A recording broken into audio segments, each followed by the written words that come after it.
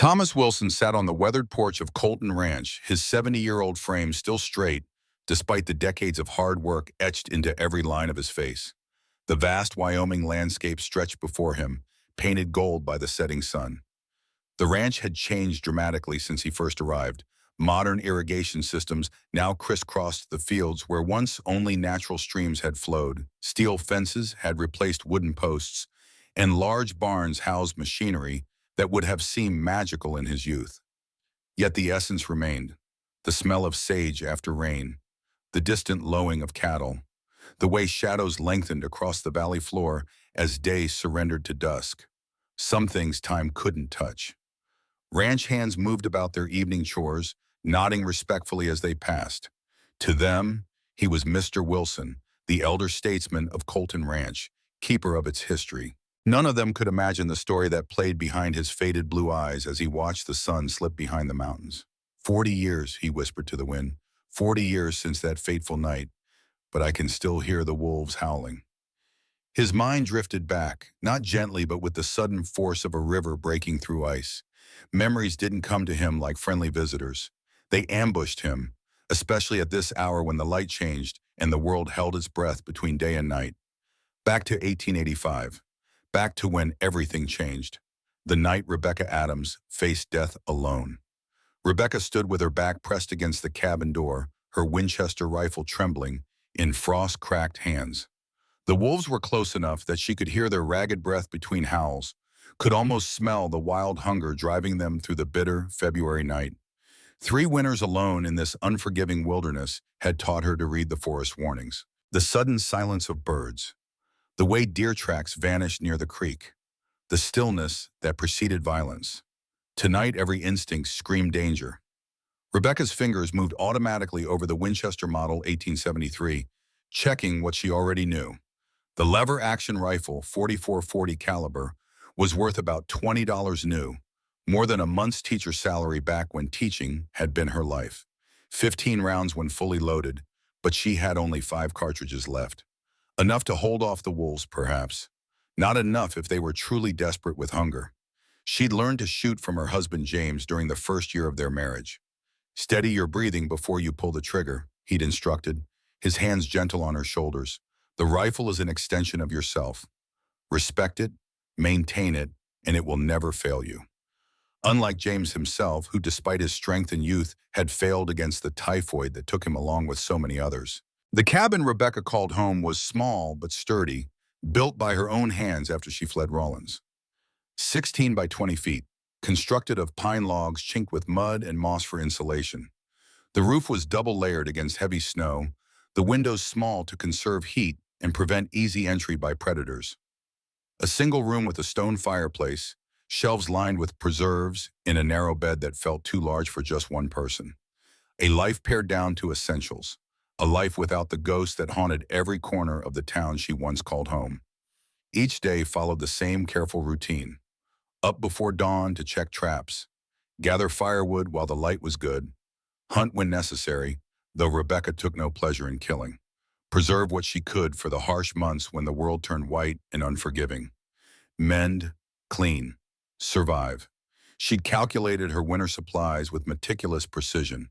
50 pounds of flour, 20 pounds of dried beans, salt pork. Coffee beans, precious as gold and rationed carefully for the darkest days when her spirit needed lifting. Enough lamp oil to last if used sparingly. Enough firewood if she ventured out on the milder days to gather more. Enough for 1, not for 3. The wolves circled closer. Rebecca checked her rifle again, confirming what she already knew. 5 rounds. Maybe enough, maybe not. The Winchester Model 1873 had been her husband's. She maintained it meticulously, cleaning each part with the same attention she once gave to spelling primers and arithmetic books when she taught at the schoolhouse, before the fever took at everything. To keep loneliness at bay, Rebecca read her small collection of books repeatedly until she knew passages by heart. She wrote in her journal, documenting the subtle changes in the forest, the behavior of animals, the quality of light across seasons. What she didn't write about was the past.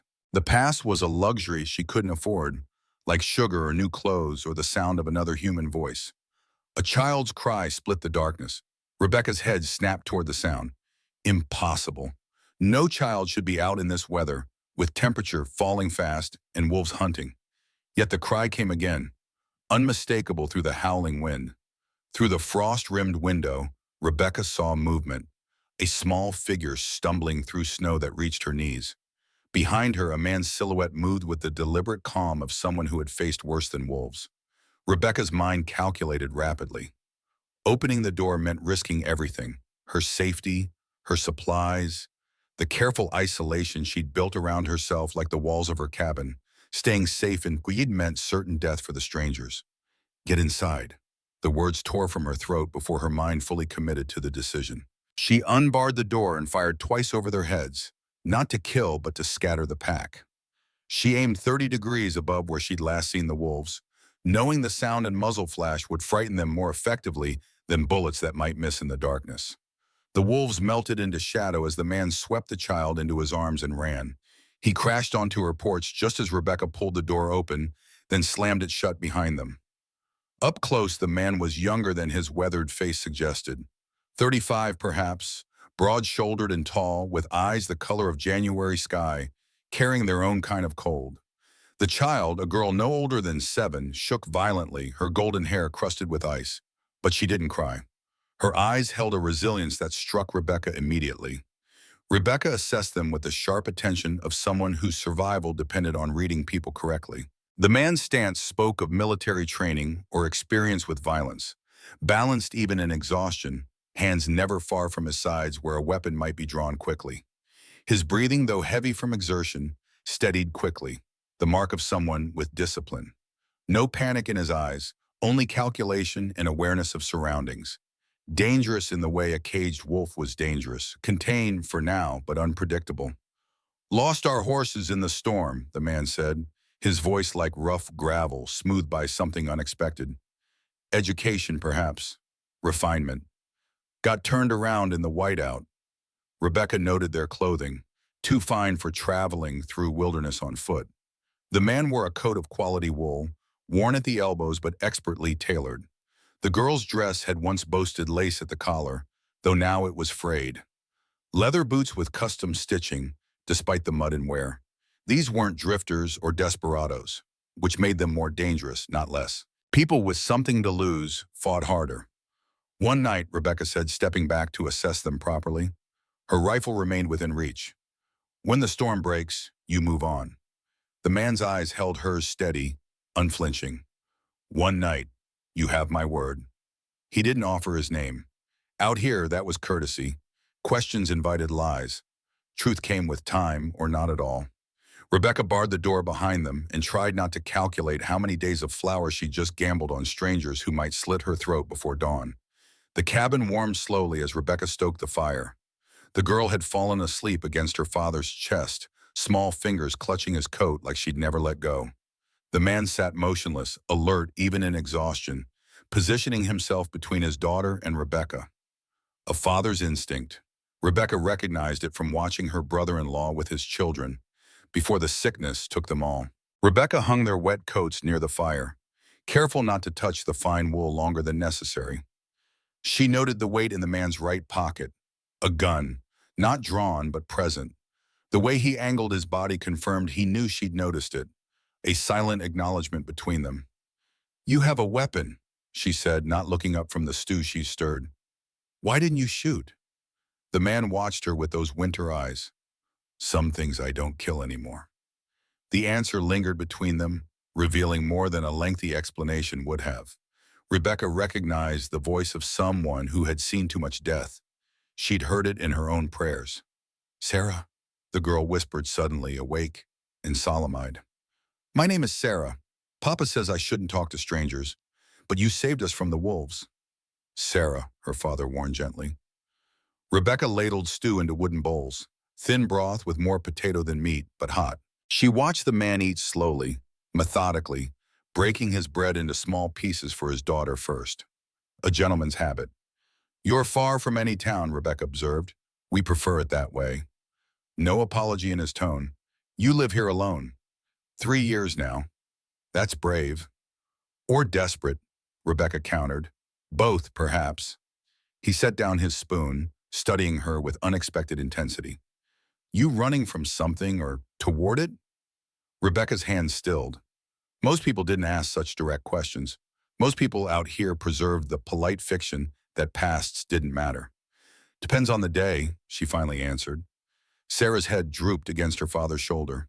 He shifted her carefully, settling her on the bed Rebecca had offered without asking where Rebecca herself would sleep. You didn't have to take us in, he said quietly when Sarah's breathing deepened into sleep. Didn't have to leave you to the wolves either. Rebecca poked at the fire, sending sparks dancing upward. Out here, you help folks. That's the law that matters, even when you can't afford to. She looked at him then, really looked beneath the trail dust and exhaustion. She saw something broken, something familiar, especially then. For a moment, neither spoke. The fire crackled. Outside, wind howled promises of harder cold to come. Get some rest, Rebecca said. You'll need your strength tomorrow. He didn't argue, which told her exactly how spent he truly was. She watched him settle on the floor near his daughter, close enough to shield her from any threat. Rebecca wrapped herself in a thin blanket and sat by the fire through the long, cold night. The nightmare came as it always did. Rebecca stood helpless in the schoolhouse as fever ravaged her sister's family. First her niece Emma, just 9 years old with braids Rebecca had plaited that very morning. The child's skin burning with fever as Rebecca pressed cool cloths to her forehead, praying for the doctor who wouldn't arrive for 2 more days. Then her nephew James, 11 and already showing signs of the man he would never become. His delirious cries for water Rebecca couldn't provide fast enough. Then her brother-in-law William, strong until the end, begging Rebecca to ease the children's suffering when he could no longer rise from his bed. Finally, her sister Catherine, whose eyes begged Rebecca for help no human could provide. Take care of them, she'd whispered, though they both knew it was already too late for the children. Promise me. Rebecca had promised and failed and carried that failure with her into the wilderness. The typhoid epidemic of 1880 had devastated Rawlins. 57 dead in a town of just over 900. The disease spread through contaminated water, and with only one doctor serving the entire county, treatment came too late for many. Rebecca had done everything she could, applying what limited medical knowledge she possessed, staying awake for days, but it hadn't been enough. The faces of the dead children in her classroom haunted her most. 23 empty desks that autumn. She couldn't walk past the schoolhouse without hearing their voices, couldn't attend church without seeing the small coffins lined up for mass burial. So she'd left, carrying only what would fit in a wagon, driving until the road ended and then building something new, something empty, something safe. Rebecca woke with a cry that echoed in the cabin's stillness. For a moment, disoriented, she forgot about her visitors. Then she saw Sarah standing beside her, small hand extended in comfort. I have bad dreams too, the child whispered. About my mama. Rebecca swallowed hard, aware of the man watching silently from his place on the floor, feigning sleep but alert to every movement. When did you lose her? Rebecca asked softly. 2 years ago. Papa doesn't talk about her anymore. Sarah's lower lip trembled slightly. Does that mean he's forgetting? No, honey. Rebecca's throat tightened. Sometimes people go quiet because they remember too much. Sarah nodded like she understood things no 7-year-old should. Then, with the uncomplicated trust of childhood, she curled up next to Rebecca, falling back to sleep in the arms of a woman she'd known less than a day. Rebecca met the man's eyes across the darkness. Something unspoken passed between them, recognition of shared grief. Maybe understanding that came from walking the same hard road. Dawn broke gray and bitter, revealing a world buried in white. The storm had worsened overnight, erasing any trace of a path. Snow fell in sheets, transforming the forest into a blank canvas where even familiar landmarks disappeared. The man stood at the frost-thick window, staring at the blinding whiteness. We can't travel in this. Rebecca's heart sank. 1 night was charity. 2 nights, 3, that was survival mass she couldn't afford. Her carefully measured supplies would dwindle faster with 3 mouths to feed. Yet she couldn't bring herself to speak the hard truth, that her survival might depend on their departure, impossible as it seemed. I'll hunt, he said, reading her silence. Earn our keep. In that, Rebecca gestured at the blizzard beyond the glass. I've hunted in worse." He was already reaching for his coat, checking his pockets. Rebecca noticed for the first time an ornate pistol tucked in his waistband, silver inlay catching the morning light. Not a drifter's weapon, not a desperate man's last possession. The craftsmanship spoke of wealth and status, a gentleman's sidearm, engraved with initials she couldn't quite discern. "You have supplies," she observed. "Why risk hunting in this weather?" "Because I don't take what I can't return." He checked his weapon with practiced hands. "Sarah stays with you, if that's acceptable." It was a question, not a command. Rebecca nodded. The child was already helping arrange kindling for the morning fire, moving with the efficiency of someone accustomed to making herself useful. The man knelt before Sarah, brushing golden hair from her forehead. "Be good for Miss Adams," he murmured. "You'll come back?" Sarah's voice was very small. "Always." He said it like an oath sworn on something sacred. Then he was gone, swallowed by the storm. Sarah sat on the bed, silent and watchful. Rebecca tried to remember how to talk to children.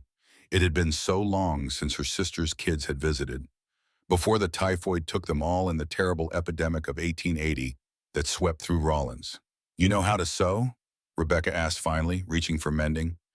Sarah brightened. "Mama taught me. Before she..." She stopped. "Before," Rebecca finished for her. "Good. Let's fix this together." They worked in comfortable quiet, needles flashing in firelight. Sarah's stitches were careful, precise. Her mother had taught her well. Throughout the day, Rebecca showed Sarah other skills. How to identify which pine cones would burn longest, how to test the strength of thread, how to judge when bread dough had risen properly. The child absorbed everything eagerly, asking thoughtful questions that revealed an intelligent mind. "Papa's sad a lot," Sarah said suddenly as they kneaded dough together. "Since Mama went to heaven." Rebecca's hand stilled. "How did she die, Sarah?" "She got sick after I was born. Not right away, but later."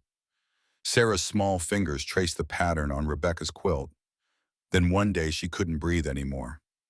Rebecca recognized the description. Childbed fever, likely. So many women lost that way, sometimes months after delivery when everyone thought danger had passed. "Your papa loves you very much," Rebecca said, watching Sarah's face carefully. "I know." Sarah's eyes, so serious for one so young, met Rebecca's. "But sometimes I think he's scared of me too." "Scared? Why would you think that?" "Because I look like her. Mama, I heard him tell Mr. Mason once that sometimes it hurts to look at me." Rebecca's heart ached. The burden this child carried already, to believe her very existence caused pain to someone she loved. "That's not fear, Sarah. That's love so big it sometimes feels like pain." As morning stretched into afternoon with no sign of the man's return, Rebecca began to worry. The storm had intensified again, visibility reduced to nothing beyond the porch. No one should be out in such conditions. The temperature had dropped to well below zero, perhaps -30 with the wind. Even experienced hunters could become disoriented in whiteouts, where sky and ground blended into an indistinguishable white void. She was about to voice her concern when Sarah gasped, pointing to the window. A dark shape materialized from the whiteout, moving slowly toward the cabin. Rebecca grabbed her rifle, but Sarah was already rushing to the door. "It's Papa!" The man staggered in, frost coating his beard and eyebrows, two rabbits slung over his shoulder. His hands shook so violently he could barely close the door behind him. Rebecca immediately pushed him toward the fire while Sarah clung to him, trying to warm him with her small body. "Foolish," Rebecca muttered, already heating stones to wrap in blankets. The man's lips had a bluish tinge that alarmed her. "You could have frozen to death proving you're useful." "Can't take without giving," his words came through chattering teeth. "Not from someone who's already given everything they can spare." Something in Rebecca's chest cracked open at the look he gave here. She'd been alone so long, she'd forgotten what it meant when someone saw her clearly. Rebecca knew the signs of severe cold exposure. She worked quickly, removing his wet outer clothing, wrapping him in warmed blankets, preparing hot tea. When she helped him remove his shirt, she noticed a scar on his shoulder, a bullet wound, long healed but unmistakable. Below it, partially visible on his upper arm, the regimental insignia of the 4th Cavalry, tattooed during the final campaigns of the Civil War. Matthew would have been just 16 then, a boy soldier in the war's closing months. In his half-conscious state, as the warmth slowly returned to his body, he muttered a name. William. Not Sarah, not his wife. A name Rebecca hadn't heard him speak before. When his shaking finally subsided, he helped her skin and clean the rabbits, his movements gradually becoming more certain. His hands were those of a man unaccustomed to poverty, strong but unmarked by the constant labor that calloused most men's hands in these parts. Yet he worked with quiet competence, wasting nothing. That night they ate well. Sarah fell asleep quickly, worn out from worry and relief. Rebecca cleaned while the man sat near the fire, finally still. "You haven't asked my name," he said. "Figured you'd tell me if you wanted." "Matthew," he paused. "Matthew Colton." The name meant nothing to Rebecca, though she noted he offered it freely now, without reservation, as if he'd made some decision while facing death in the storm. "Should it?" she asked. "To most, yes." There was something hollow in his voice. "I have land, a lot of it, cattle, horses, a house big enough to echo." Rebecca continued her work, giving him space to continue or not. "Everything except what matters," Matthew added quietly, looking at his sleeping daughter. "A mother's love, a home that feels safe. She has you. That's not nothing. I'm half a father on my best days." His hands clenched in his lap. "She deserves better." "She deserves you whole," Rebecca said quietly. "That's different than perfect." Matthew's eyes found hers across the firelight. For a long moment, something unspoken moved between them. Recognition of shared grief. Maybe understanding that came from walking the same hard road. "Why are you out here alone?" he asked. "Lost everyone I loved to fever. Couldn't stay in town where everything reminded me." Rebecca's voice didn't shake. She'd had 3 years to practice. "Came here to rebuild or die trying." "Which one's winning?" She smiled, brittle as January ice. "Ask me tomorrow." The fire burned low. Neither moved to add wood. Sometimes darkness felt safer than the light that showed too much truth. "One more day," Matthew said. "Storm should break by then." Rebecca nodded, ignoring the strange ache in her chest. One more day, then she'd be alone again, just as she'd learned to prefer it. Morning brought silence. The storm had passed, leaving the world buried and sparkling under hard sun. Rebecca woke to find Matthew already outside, clearing snow from her porch with a shovel he must have found in the lean-to. Sarah helped, her small hands red with cold but laughing as she threw snowballs at the trees. "You don't have to do that," Rebecca called, pulling her shawl tighter against the biting air. "I know," Matthew didn't stop, "but your roof has a weak spot near the chimney. Snow that heavy will cave it in by spring thaw." Rebecca climbed up to look. He was right. She'd been meaning to fix it before winter, but lumber was expensive and her hands weren't as strong as they had once been. "I can patch it," Matthew said, "if you've got spare wood." "I don't." "Then I'll ride to town." His gaze swept the glittering landscape. "There's one about 15 miles south, isn't there? In this snow? On foot?"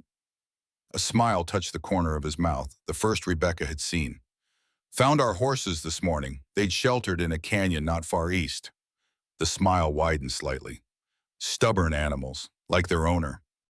The horses were magnificent, sleek, well-bred animals worth more than Rebecca's entire cabin. Matthew saddled the larger one with ease, moving with the confidence of a man who'd lived in leather his whole life. "I'll be back before dark," he said, checking the cinch. "You don't owe me." "I know what I owe." His voice was firm. "And it's more than a patched roof." Rebecca, her name in his mouth, felt like a promise. She watched him ride south until he vanished into white distance, then turned to find Sarah watching her with knowing eyes. "Papa likes you," the child said simply. "He's just being kind."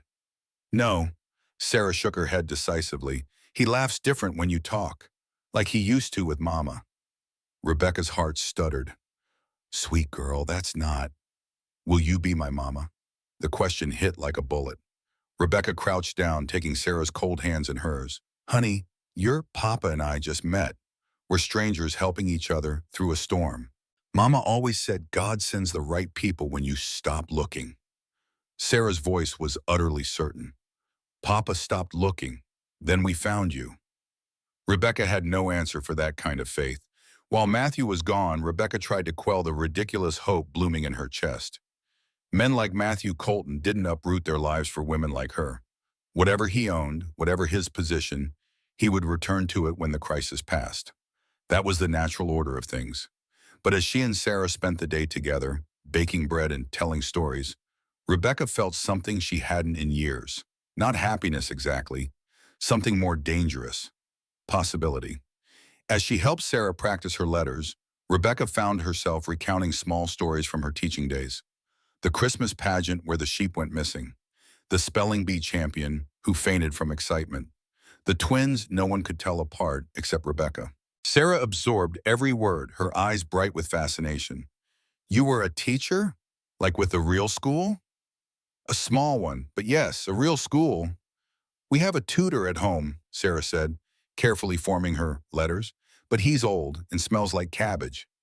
Rebecca laughed, surprised by the sound. Had she laughed at all in 3 years?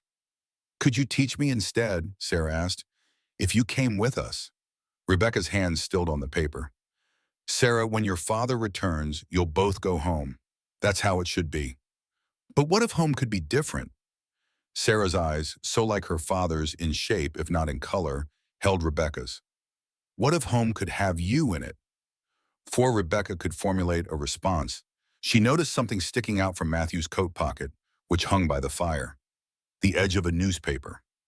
Normally she would never pry, but something about Sarah's earnest question made her wonder about the world Matthew and Sarah had come from. When Sarah became absorbed in her writing practice, Rebecca casually checked the coat. The newspaper was folded to a specific article. The headline caught her attention immediately. Colton family seeks mysterious heir. Rebecca scanned the article quickly, heart pounding. According to the Wyoming Territorial Tribune, the Colton Ranch was one of the largest cattle operations in the territory, spanning nearly 50,000 acres with 5,000 head of cattle. Its estimated worth was $150,000, an almost unimaginable sum. Matthew Colton, its owner, had disappeared with his daughter several weeks ago, prompting speculation about his whereabouts.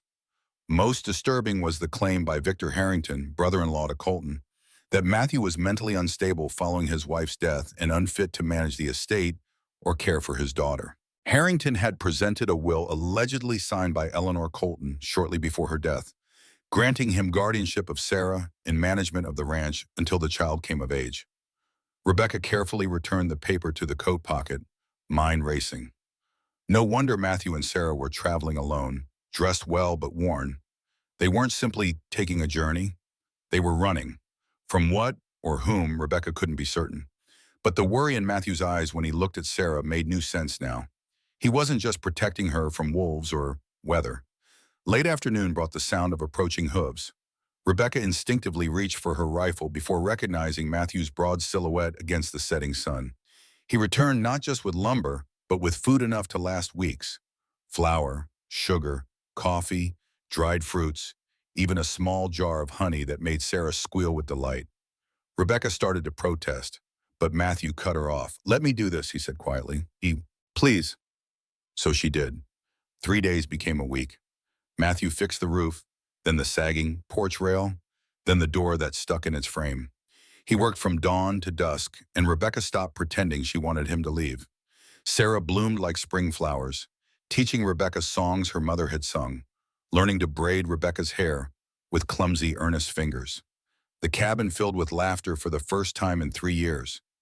Evenings, after Sarah slept, Rebecca and Matthew sat by the fire and traded stories. He told her about his ranch, thousands of acres, a dozen hands, herds that stretched to the horizon. She told him about the family she'd lost, the sister she still dreamed about some nights. I should go back, Matthew said one night, staring into the flames. My foreman Mason is capable, but there are decisions only I can make. Then go. Rebecca kept her voice steady. Come with us. The words hung in the warm air. Rebecca's heart hammered against her ribs. Matthew, I'm not asking you to marry me? He leaned forward, earnest. Not yet, but come to the ranch. See if Sarah's right. If this is more than kindness born of necessity. I have nothing to offer you. Rebecca gestured at her threadbare dress, her calloused hands. I'm not the kind of woman who fits in a rancher's world. You're exactly the kind of woman who does. His voice was rough, strong, honest. Good. You barely know me. I know you gave everything you had to strangers in a storm. Matthew reached across the space between them, not quite touching. I know my daughter smiles again. I know I feel human for the first time since my wife died. He paused. I know I'm half in love with you, Rebecca, and I don't want to walk away to find out what whole feels like. Rebecca's breath caught. Every instinct screamed to protect herself, to say no, to stay safe in her lonely cabin where nothing could hurt her anymore. But Sarah's laughter echoed in her memory, and Matthew's hands building her a stronger home, and the warmth of being seen. Truly seen after 3 years of invisible grief. One condition, she said finally, anything. If it doesn't work, if I don't fit you in your life, let me leave with dignity, no charity, no pity. Matthew's smile was sunrise breaking through storm clouds. Deal.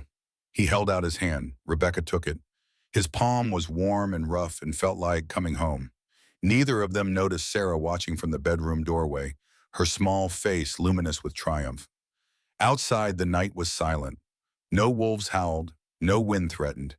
Even the stars seemed to hold their breath, waiting to see what might grow from seeds planted in the deepest winter. The journey to Colton Ranch took 5 days. 5 days of navigating snow-laden passes and frozen streams. 5 days during which Rebecca questioned her decision with every mile that carried her farther from the solitude she'd built around herself like armor. Matthew rode slightly ahead, his back straight, eyes constantly scanning the horizon. Sarah rode with Rebecca, nestled against her for warmth, chattering about the home Rebecca would soon see, the creek where she caught frogs in summer, the apple orchard her mother had planted, the attic window where she watched stars on clear nights. On the third day, they crossed from dense forest into rolling hills. Matthew grew quieter, more vigilant. His hand never strayed far from his pistol. Victor's men patrol these lands, he explained when Rebecca questioned his unease. We need to stay alert. That night, camped in a sheltered draw, Matthew spoke more of the danger awaiting them. The firelight carved deep shadows in his face as he cleaned his rifle, another fine piece that confirmed his wealth. Victor married my wife's sister, Victoria, he said, voice low so Sarah, already asleep, wouldn't hear. Never had much, but always wanted more. When Eleanor died, he saw opportunity. The will he presented? Rebecca asked. Forgery. Matthew's hands stilled on the gun barrel. Eleanor would never have given Sarah to anyone but me. She knew what Victor was. What was he? A man who believes money matters more than people. Matthew reassembled the weapon with practiced efficiency. He found out about silver deposits on the north section of the ranch, worth 10 times the cattle operation. Started pressuring Eleanor to sell before she died. Rebecca considered this. Why not go to the authorities? Prove the will is false? Victor has the sheriff in his pocket. Judge, too. Matthew's eyes met hers, hard with certainty.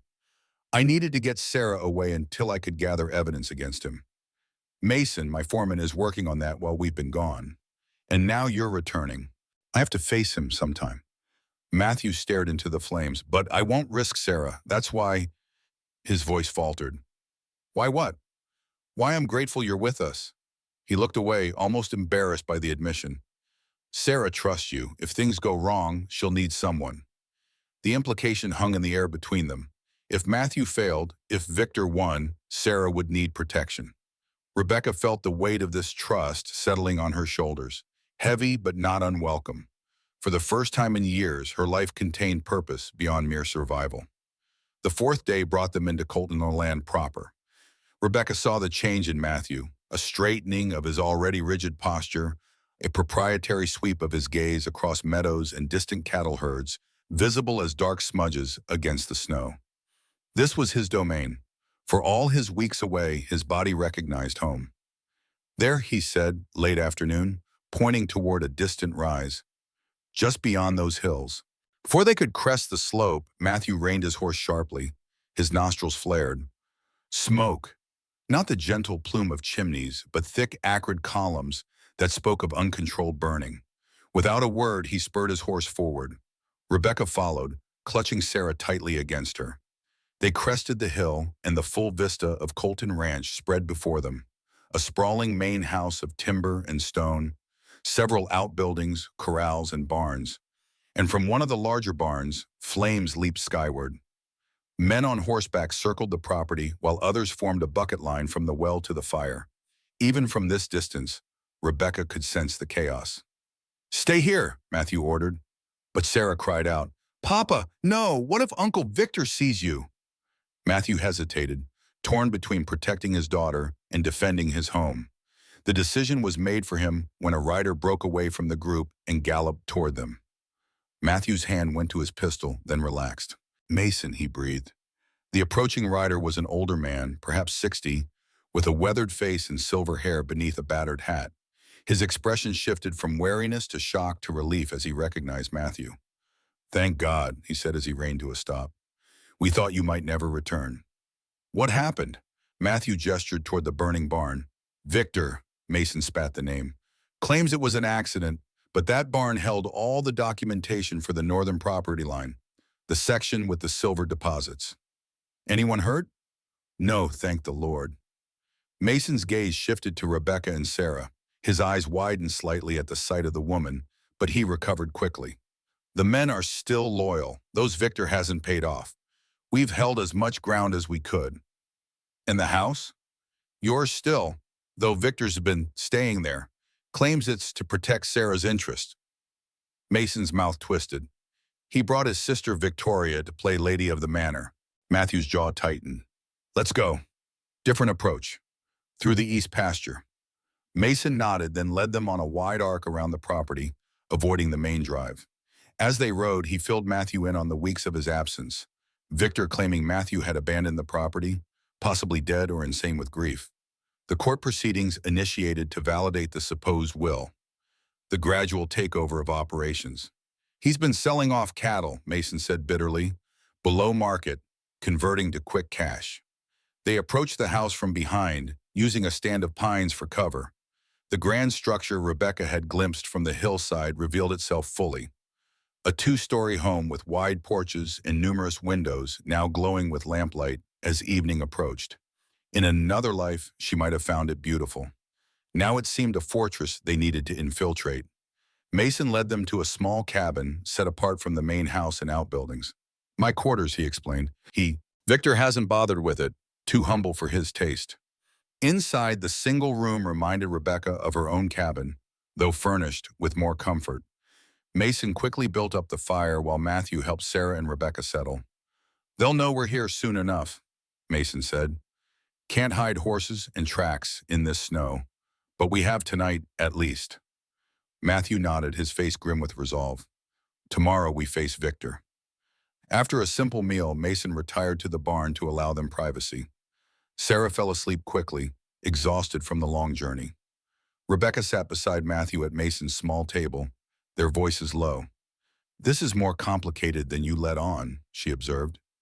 "Would you have come if you'd known the full danger?" His question held no accusation, merely curiosity. Rebecca considered. "Yes," she finally said, surprising herself with the certainty. "I would have." Something eased in Matthew's face. He reached across the table, his fingers brushing hers. "We should rest. Tomorrow will demand everything from us." Rebecca couldn't sleep. The bed Mason had surrendered was comfortable enough, with Sarah curled against her side, but her mind raced with all she'd seen and learned. The ranch was magnificent, far larger and more prosperous than she'd imagined. Matthew was not merely wealthy, but powerful, a man of consequence whose absence had created waves throughout the territory. And she was a school teacher turned hermit with calloused hands in a threadbare dress. What place could she possibly have here? Dawn had barely broken when a commotion outside startled them awake. Horses approaching, men's voices. Matthew was on his feet instantly, gun in hand. Mason burst through the door. "Victor," he said grimly, "and his men. Someone spotted the smoke from my chimney last night. Knew the cabin's been empty." Through the window, Rebecca saw a group of riders approaching. 5 men, led by one whose bearing spoke of wealth and arrogance even at a distance. Victor Harrington. Matthew's face hardened. "Mason, Take Sarah and Miss Adams through the root cellar passage. Get to the main house through the kitchen entrance. No, Sarah clung to Matthew. Don't leave us, Papa. Matthew knelt, his hands gentle on his daughter's shoulders. I have to face him, Sarah. But I'll come to you soon. Trust Mason. Trust Miss Rebecca. Sarah's face crumpled, but she nodded bravely. Mason moved quickly to a trap door hidden beneath a rug, revealing a rough-hewn ladder descending into darkness. The original owner built escape routes, he explained to Rebecca, during the Indian troubles.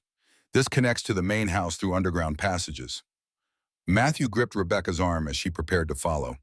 If I don't come for you by nightfall, take Sarah and ride north. Mason knows where I've kept funds hidden, enough to start over somewhere Victor can't reach you. Before Rebecca could respond, he pressed his lips to hers, brief, fierce, a promise and a farewell in one gesture. Then he turned away, squaring his shoulders to meet the approaching threat. The passage was damp and low, forcing Rebecca and Mason to crouch as they made their way forward. Sarah remained silent, her small hand gripping Rebecca's with surprising strength. After what seemed an eternity of darkness, they reached another ladder. Mason ascended first, then helped them up into what appeared to be a large pantry adjoining a spacious kitchen. Servants should be preparing breakfast, Mason whispered. Follow my lead. The kitchen was indeed active, with two women working at a large stove. They turned in surprise, then recognition dawned as they saw Mason. Mr. Thompson, the older woman hurried forward. We heard Mr. Colton had returned. He has, Mrs. Guthrie, and he'll need your help. This is Miss Adams, and you know Miss Sarah. They need to stay hidden until Mr. Colton comes for them. Mrs. Guthrie, evidently the cook, nodded firmly. Miss Victoria is still abed, thank the Lord. Mr. Victor went out with his men just now. Something about visitors at your cabin. Can you keep them safe in the East Wing? The old nursery, perhaps? Consider it done. Mrs. Guthrie turned kind eyes to Sarah. My, how you've grown, child. Come along now. Let's get you settled before anyone's the wiser. They followed the cook through servants' corridors, avoiding the main halls. Rebecca glimpsed opulent rooms through partially open doors, parlors with velvet furnishings, a library lined with leather-bound books, a dining room with a table that could seat 20. The wealth on display made her increasingly conscious of her worn clothing and travel-weary appearance.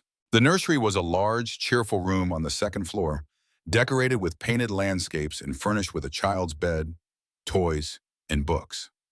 A connecting door led to what had clearly been the governess's quarters, a modest bedroom with its own small sitting area. This was my room, Sarah explained, touching the small bed wistfully, and through there was where my nanny stayed before she left after Mama died. Mrs. Guthrie brought them breakfast on a tray, then fresh water and towels. Rest now, she advised. I'll bring news when I have it. Hours passed with excruciating slowness. Rebecca helped Sarah bathe and change into fresh clothing found in the room's wardrobes. She washed her own face and hands, but had nothing to replace her travel-worn dress. Sarah, observing her discomfort, disappeared into a large wardrobe and emerged with a simple blue gown. This was Mama's, she said, holding it up. From before, when she was still well. I think it would fit you. Rebecca hesitated. Sarah, I couldn't. Please? The child's eyes were earnest. You'd look so pretty in it. Unable to refuse, Rebecca accepted the dress. In the small adjoining washroom, she changed quickly, surprised by the perfect fit. The fabric was finer than anything she'd worn in years, the color a deep blue that brought out the amber flecks in her brown eyes. She unbraided and brushed her hair, suddenly conscious of her appearance in a way she hadn't been since before the epidemic. When she emerged, Sarah clapped her hands in delight. You look like a lady. Rebecca smiled, though uncertainty gnawed at her. Playing dress-up wouldn't change who she was or what awaited when Matthew confronted Victor. The day stretched endlessly. Sarah showed Rebecca her books and toys, chattering nervously to fill the silence. Around noon, Mrs. Guthrie brought lunch and what little news she had. Matthew and Victor were in the study, their voices raised occasionally but the words indistinct. Mason stood guard outside the door. The ranch hands were divided, some still working, others gathering near the house awaiting the outcome. The household staff is with Mr. Colton, Mrs. Guthrie whispered, to a person. that Victor is a cruel master, and he his sister no better. Late afternoon brought a new development. Footsteps approached their door, lighter than a man's. A soft knock, then the door opened to reveal a woman perhaps a few years younger than Rebecca, elegantly dressed in mourning black despite the 2 years since Eleanor's death. Victoria Harrington. Her beauty was striking, golden hair like Sarah's, arranged in an elaborate coiffure, eyes the same blue as her niece's but colder, calculating. She surveyed Rebecca with undisguised disdain. "So you're the wilderness woman my brother-in-law dragged home." Her voice was cultured, each word precise. How rustic. Rebecca straightened, acutely aware of Sarah watching wide-eyed from the window seat. "Miss Harrington, I presume." "Mrs. Harrington," the woman corrected with a sharp smile. "Though I was widowed young, like my poor sister." She turned her attention to Sarah, her expression softening artificially. "Sarah, darling, your uncle has been so worried about you." Sarah pressed herself against the window, as far from her aunt as possible. "Where's my papa?" "Still discussing business with your uncle, dear." Victoria moved further into the room, her skirts rustling expensively. "Men's talk, nothing for little girls to worry about." She returned her attention to Rebecca, eyes narrowing. "I wonder what Matthew promised you to accompany him here. A share of the ranch, perhaps? Marriage to secure your position? He was always impulsive." "He promised nothing," Rebecca replied evenly. "I came because Sarah needed me." Victoria's laugh was like glass breaking. "How noble! A regular frontier Florence Nightingale." She fingered the sleeve of Rebecca's borrowed dress. "Though I see you've wasted no time claiming my sister's possessions." Before Rebecca could respond, the door burst open again. A man strode in, handsome in a polished way, his clothing expensive, his manner imperious. Victor Harrington. Behind him came Matthew, his face taut with controlled fury, and Mason looking grim. "Ah, here she is," Victor announced, his smile not reaching his eyes. "The mysterious companion." He bowed slightly to Rebecca. "Victor Harrington, ma'am. Matthew has told me almost nothing about you, which makes you all the more intriguing." "Where are your manners, Victor?" Victoria chided with false sweetness. "This is Miss Adams, Sarah's new— what shall we call you, dear? Governess? Companion? Stepmother-in-waiting?" Rebecca ignored the barb, focusing instead on Matthew. His face was bruised along one cheekbone, evidence the discussion had turned physical at some point. Their eyes met briefly, his conveying a silent warning. The situation was volatile. "Sarah, come here," Victor commanded, his tone suddenly stern. The child shrank further into the window seat, shaking her head. "Sarah." This from Matthew, gentle but firm. "It's all right." Reluctantly, Sarah crossed the room to stand beside her father, her small hand slipping into his. Matthew's fingers tightened around hers. "As touching as this reunion is," Victor said, "we have business to conclude. The fact remains, Matthew, that you abandoned your responsibilities, fled with the child, left the ranch to deteriorate, all while in a state of mental distress that renders you unfit as guardian." "That's a lie." Matthew's voice was controlled, dangerous. "As is the will you presented. Eleanor never signed that document.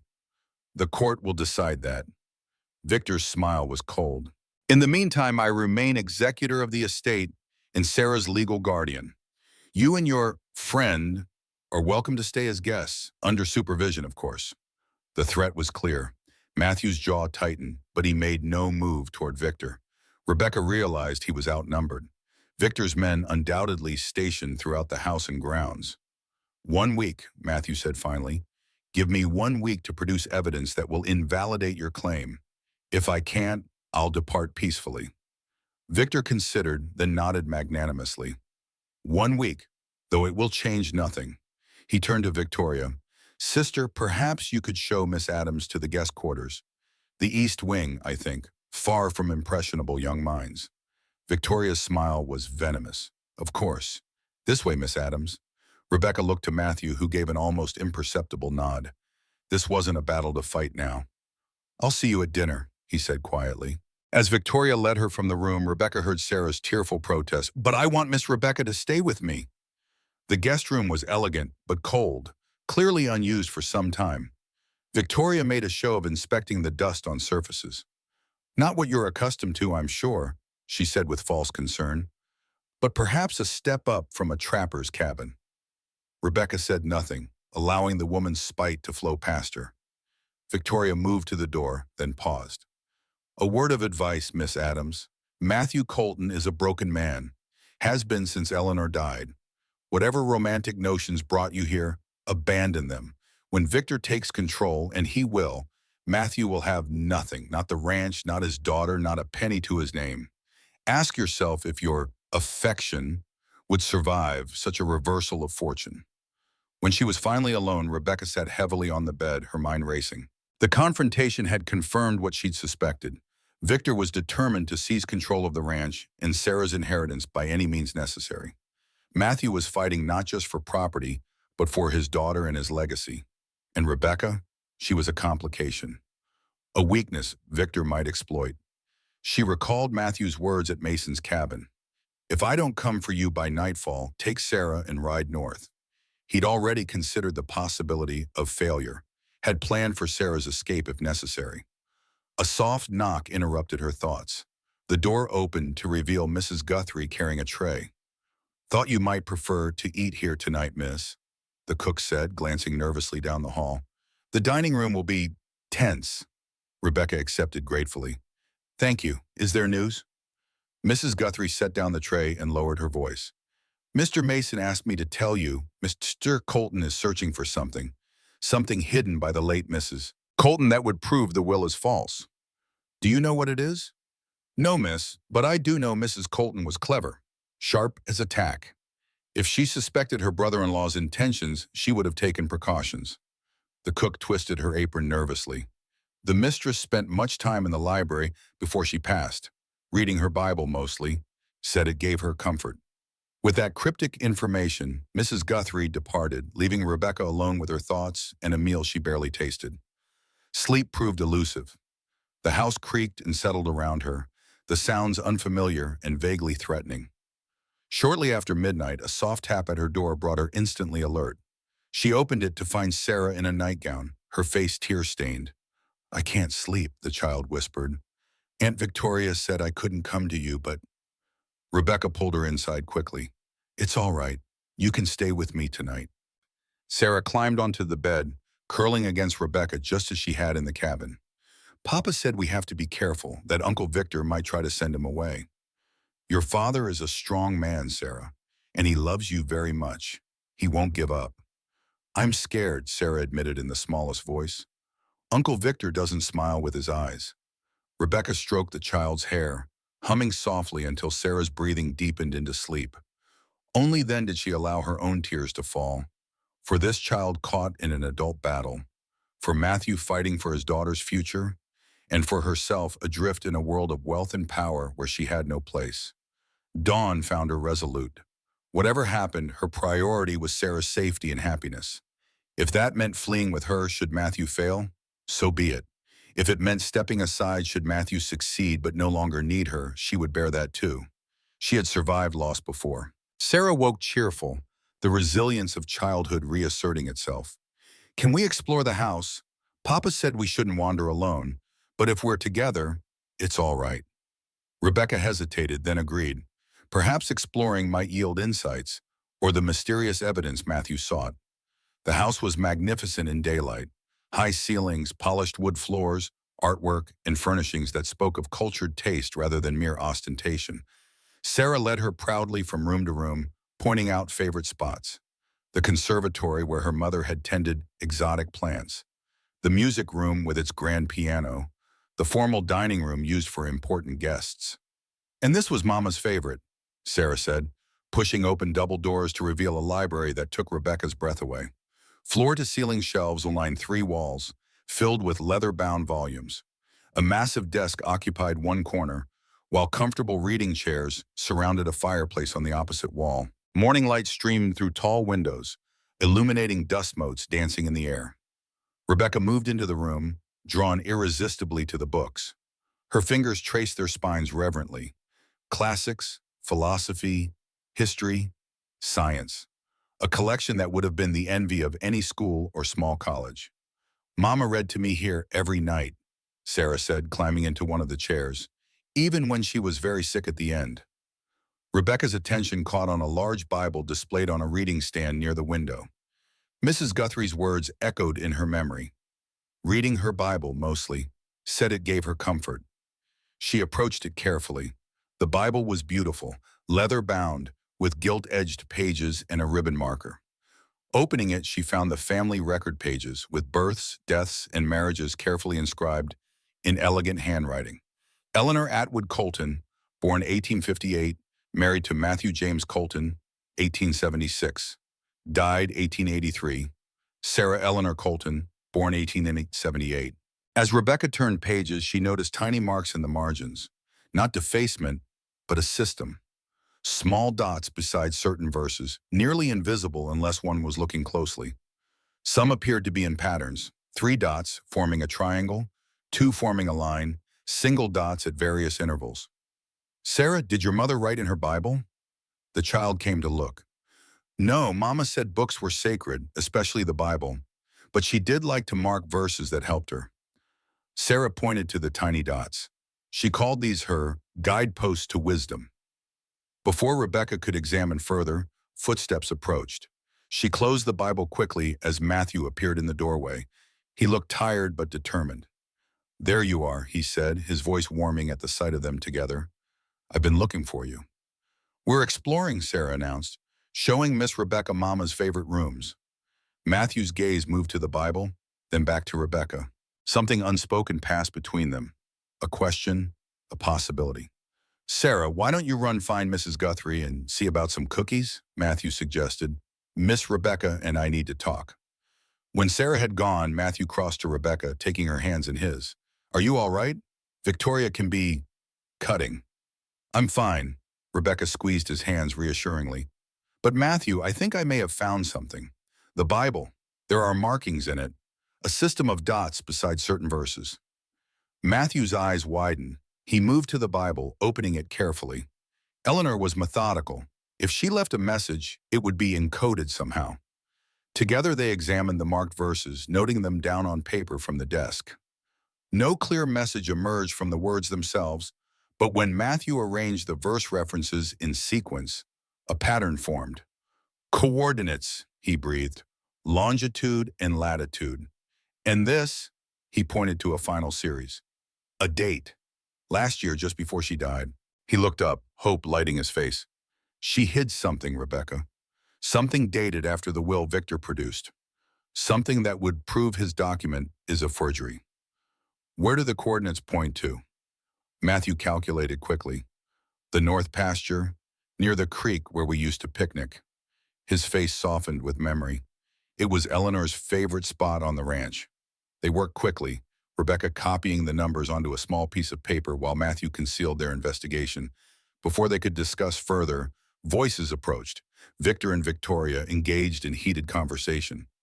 Don't care how you do it, just keep him away from the records, Victor was saying, and watch the woman. She's cleverer than she appears. Matthew pulled Rebecca behind a bookcase just as the siblings entered the library. Through a gap in the books, they watched as Victor went to the desk, unlocking a drawer with a key from his pocket. He's found nothing so far, Victoria assured her brother. And even if he does, who would believe him over us? The grieving widower, prone to irrational behavior? Against the devoted family who only want what's best for poor orphan Sarah? Orphaned, Victor laughed coldly. The child has a father, for now. The implication chilled Rebecca to her core. Victor wasn't merely planning to take control of the ranch. He intended to eliminate Matthew entirely if necessary. Victor removed papers from the drawer, scanning them quickly.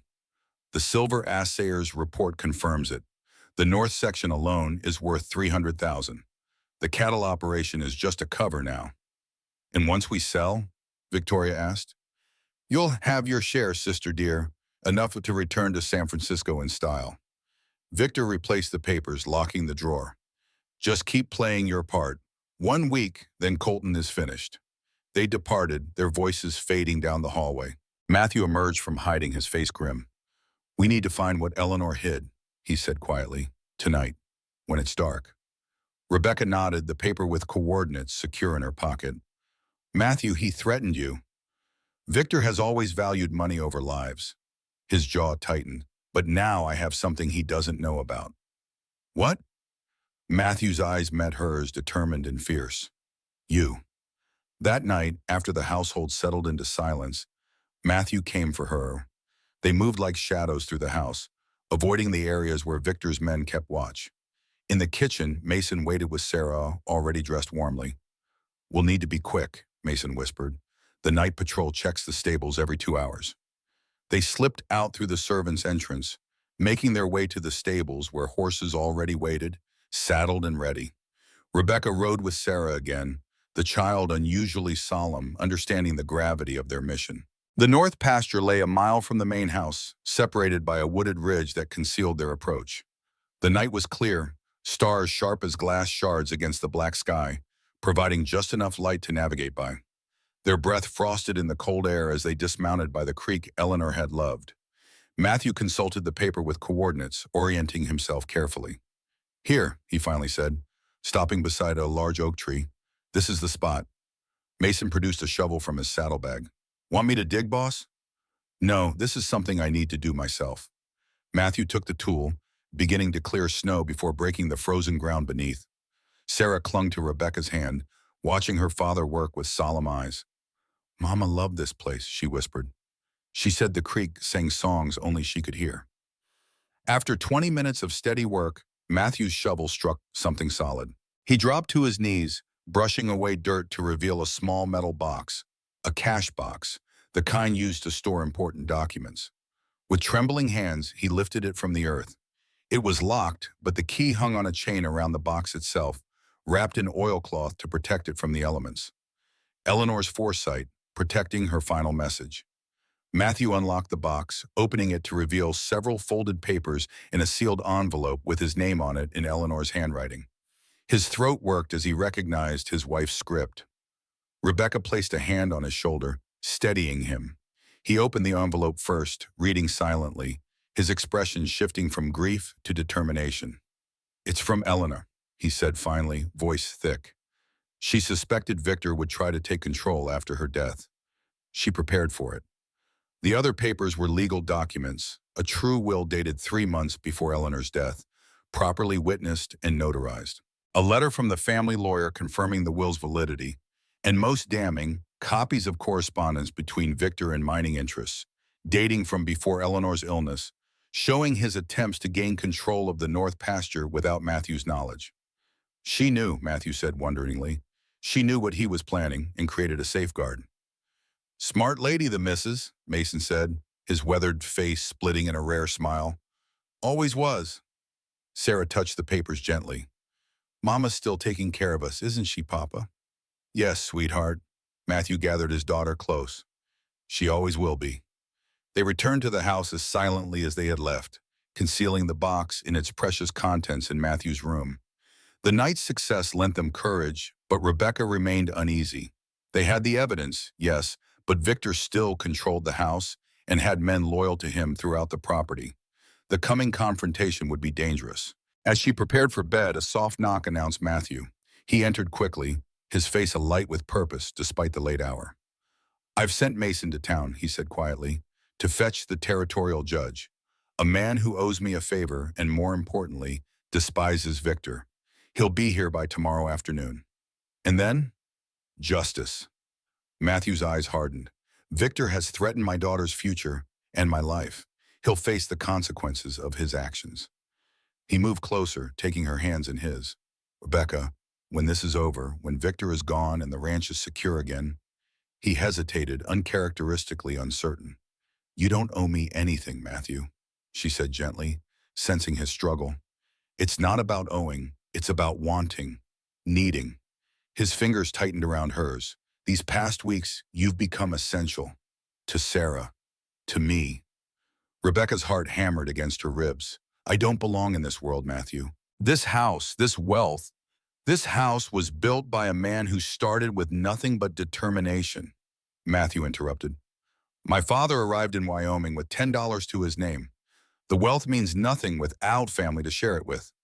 He cupped her face gently, his eyes holding hers. I'm not asking for an answer tonight. Just promise you'll consider staying, not as a guest or an employee, as family." Rebecca couldn't speak past the tightness in her throat. Instead, she turned her face into his palm, a gesture of acceptance if not yet commitment. It was enough for now. Matthew pressed his lips to her forehead, then departed as quietly as he'd come. Alone again, Rebecca moved to the window, gazing out at the vast ranch land silver-white beneath the moon. In the distance, the mountains stood sentinel against the star-filled sky, so different from her small cabin in the forest, yet somehow beginning to feel like a place she might belong. Tomorrow would bring confrontation and hopefully resolution. Victor would not surrender easily, even with evidence against him.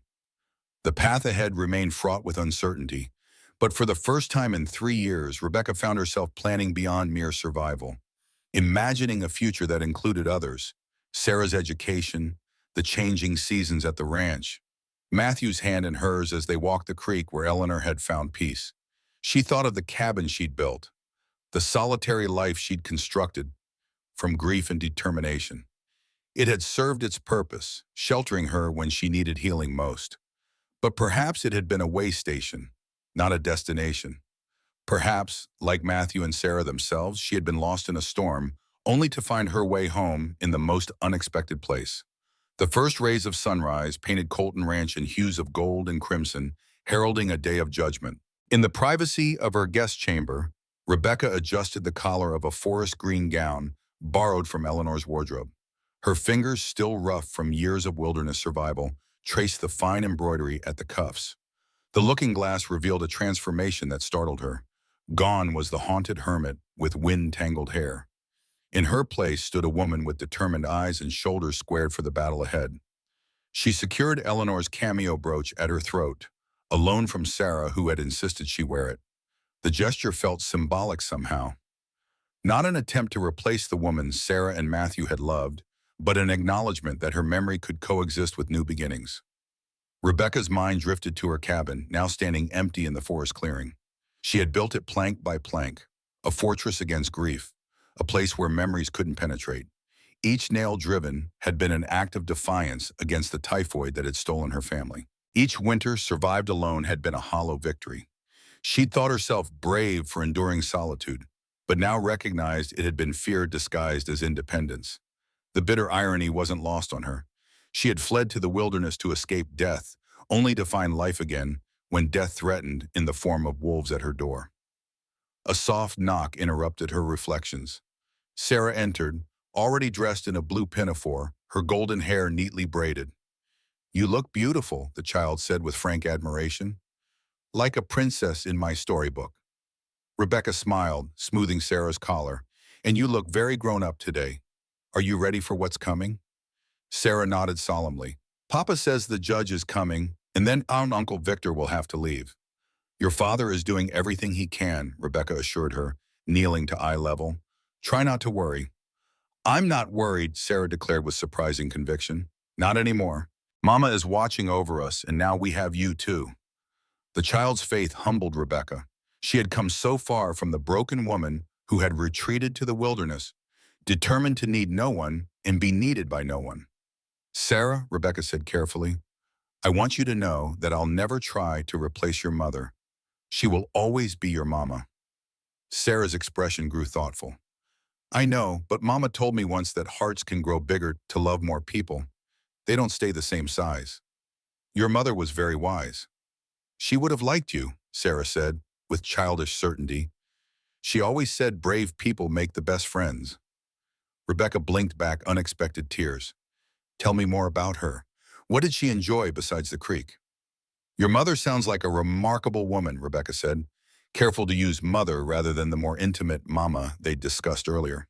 "What legacy would she want you to remember most?" Sarah considered this thoughtfully, her young face suddenly serious. "Courage, I think. Mama wasn't just gentle, she was brave too. When the ranch hands got in a fight once, she rode right between them with Papa's shotgun." The girl's eyes sparkled with pride. "And she never cried where anyone could see, even when she was very sick. She said tears were private treasures, too valuable to spend carelessly." This new dimension of Eleanor, not just the refined pianist or loving mother, but a frontier woman of steel and grace, gave Rebecca a deeper appreciation for the woman whose absence still shaped this family. Rebecca laughed, recognizing the universal motherly conspiracy. These small details painted Eleanor not as a saint or rival, but as a real woman, loving, imperfect, human.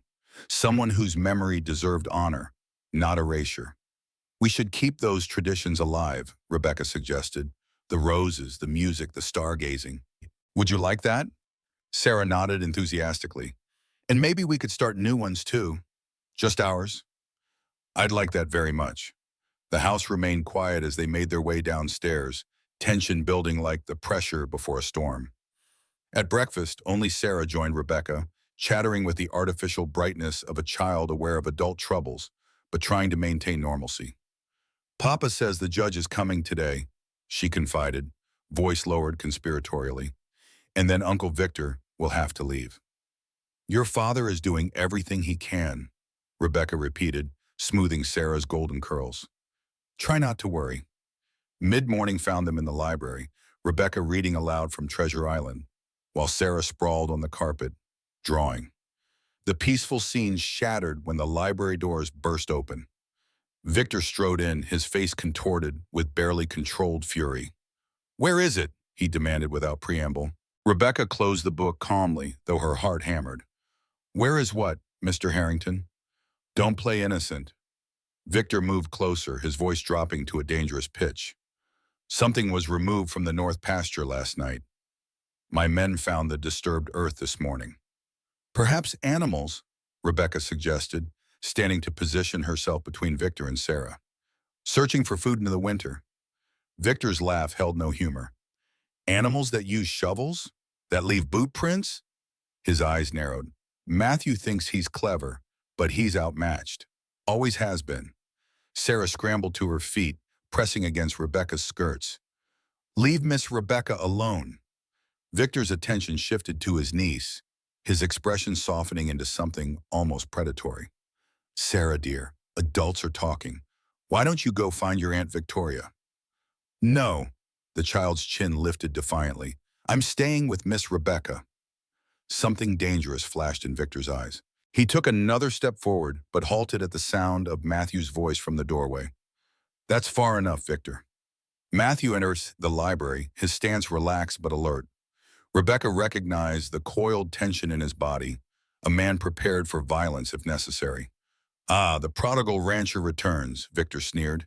Enjoying your last days in your father's house? You should be. By week's end, you'll have nothing. Actually, Matthew countered, his voice level, I believe it's you who'll be departing, empty-handed. The two men stared at each other, years of animosity crackling between them. Rebecca gently guided Sarah toward the door. Take her to Mason, Matthew said quietly, never taking his eyes from Victor. He's in the stables. Rebecca nodded, understanding the unspoken message. Keep Sarah safe. The confrontation was escalating beyond words. As she ushered Sarah from the room, Victor called after them. This isn't finished. Whatever you think you've found won't save you, Colton. Outside, the morning had warmed slightly, melting patches of snow on the south-facing slopes. Ranch hands moved about their duties, tension evident in their watchful glances toward the main house. Rebecca hurried Sarah toward the stables, where Mason awaited. The old foreman's face was grim. Judge Thompson's wagon was spotted on the north road, he reported. Should be here within the hour. But Victor's gathered his men. 8 of them, all armed. Matthew's inside with Victor, Rebecca said, keeping her voice steady for Sarah's benefit. The situation is volatile. Mason nodded. Best keep Miss Sarah out here with me. I've got men I trust watching the approaches. He knelt to the child's level. How about helping me brush down the new foal, Miss Sarah? Just arrived yesterday. Sarah brightened at the prospect, though she cast a worried glance back at the house. Will Papa be all right? Your Papa is the strongest, smartest man I know, Mason assured her. And now he's got Miss Rebecca to help him. Rebecca squeezed Sarah's shoulder. I'll go back and make sure everything's fine. You stay with Mr. Mason. As she turned to leave, Mason caught her arm. Miss Adams, take this. He pressed something into her hand, a small Derringer pistol, ornate but functional. It was Mrs. Colton's. for protection. Rebecca examined the weapon with practiced eye. A Remington double-barrel Derringer, .41 caliber, short range but deadly effective. The walnut grip was inlaid with a small silver plate bearing Eleanor's initials. I can't. Eleanor would want you to have it, Mason insisted. Especially now. It's loaded with 2 rounds, percussion caps fresh. Aim center mass if you have to use it. She hesitated, then nodded, concealing the pistol in her pocket. The wilderness had taught her that preparation often meant survival. This was no different. As she approached the house, a rider galloped up the main drive, a rough-looking man she didn't recognize. He dismounted hastily, tying his horse before entering through a side door. Rebecca slowed her pace, instinct warning her that something was wrong. She circled to the kitchen entrance instead. Mrs. Guthrie intercepted her, wringing her hands in distress. "Oh, miss, they've moved to the study, Mr. Colton and that devil Victor," shouting something fierce a moment ago, now gone quiet. The cook's eyes were wide with fear. And Miss Victoria's gathered her things. Packing she is, like she's planning to leave in a hurry. Rebecca processed this information quickly. Where's the study? West wing, end of the hall. Mrs. Guthrie clutched Rebecca's arm. Be careful, miss. Mr. Victor, he's not right in the head when he's angry. And that man who just arrived, I've seen him before. Bad business. They call him Blackjack. He's killed men for pay up in Montana territory. A hired gun. Victor was preparing for all contingencies. Rebecca's hand closed around the Derringer in her pocket. Mrs. Guthrie, if anything happens, get word to Mason.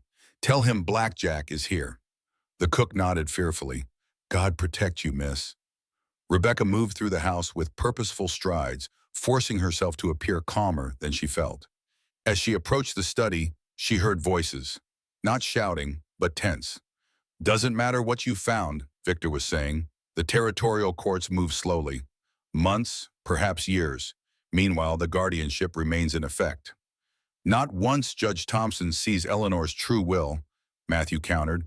He has the authority to issue an immediate injunction. Thompson? Victor's laugh held genuine amusement. You're pinning your hopes on that old drunk? He won't make it past the Sweetwater without stopping for whiskey. He'll be here, Matthew said with quiet certainty. And when he is, you'll face more than loss of guardianship. Fraud, attempted theft, perhaps even conspiracy to commit murder. A charged silence followed this accusation. Rebecca held her breath, poised to intervene. Careful, Colton. Victor's voice dropped dangerously. Accusations require proof, which I have. Your letters to Jennings Mining Company, dated before Eleanor fell ill, offering land you didn't own. Ancient history, Victor dismissed. And this? Matthew's voice hardened as he withdrew another document.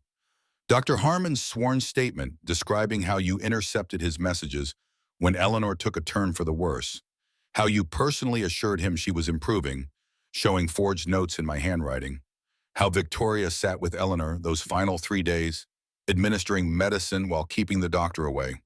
Medicine that Dr. Harmon now believes contained laudanum to ensure she'd never recover.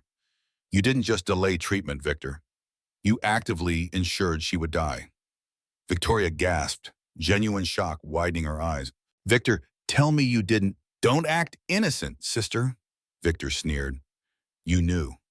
Perhaps not the details, but you knew she needed to die for our plan to work.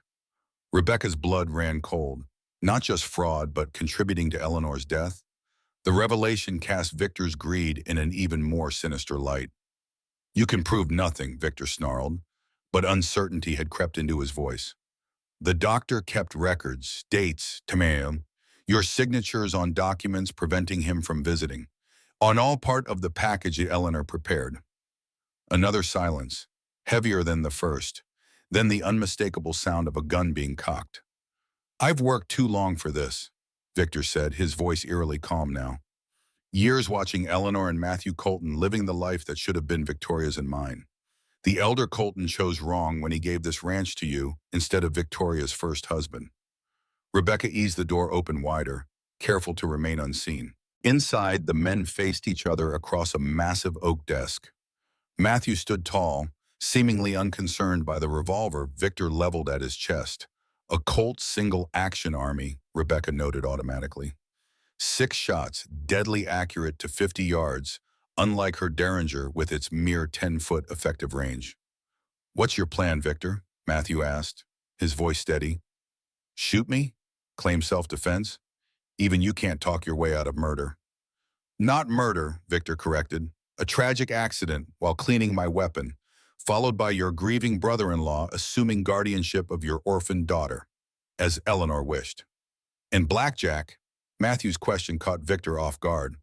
"The killer you brought in from Montana? What's his role in your accident?" Victor's momentary surprise confirmed Matthew's suspicion. "Insurance, to handle any complications." Rebecca's blood ran cold. This wasn't an idle threat or negotiation tactic.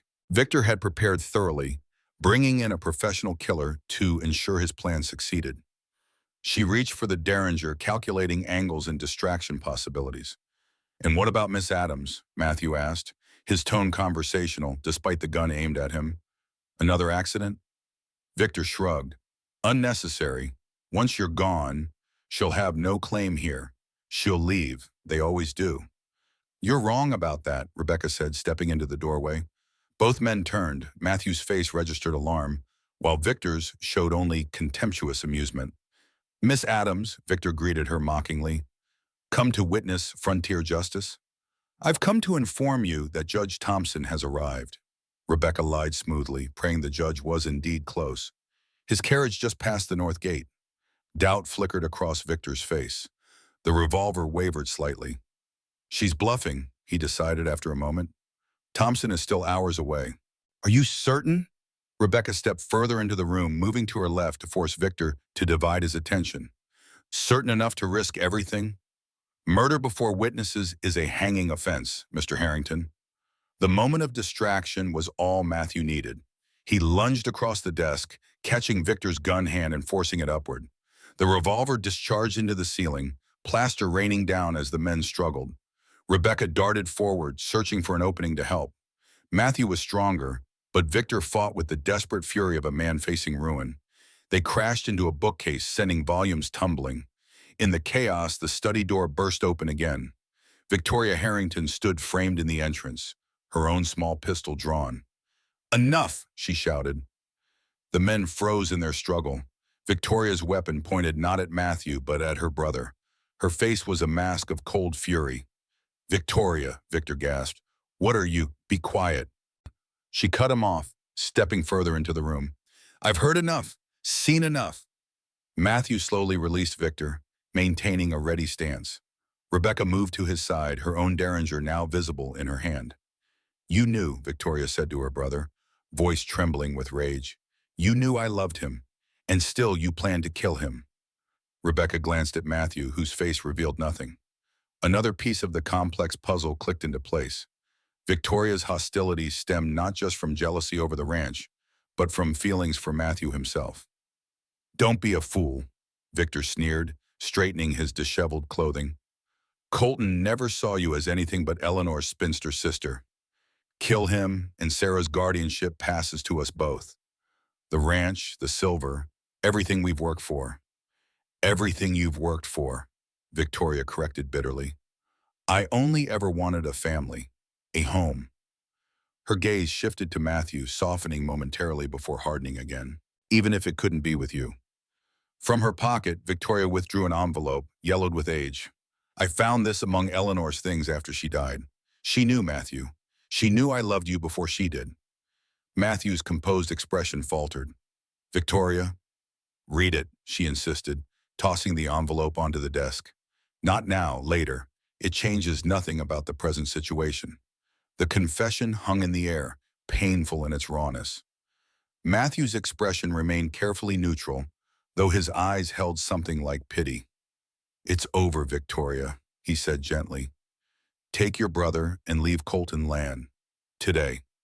I won't press charges if you go peacefully." Victor's face contorted with rage. "You self-righteous bastard! You think you've won?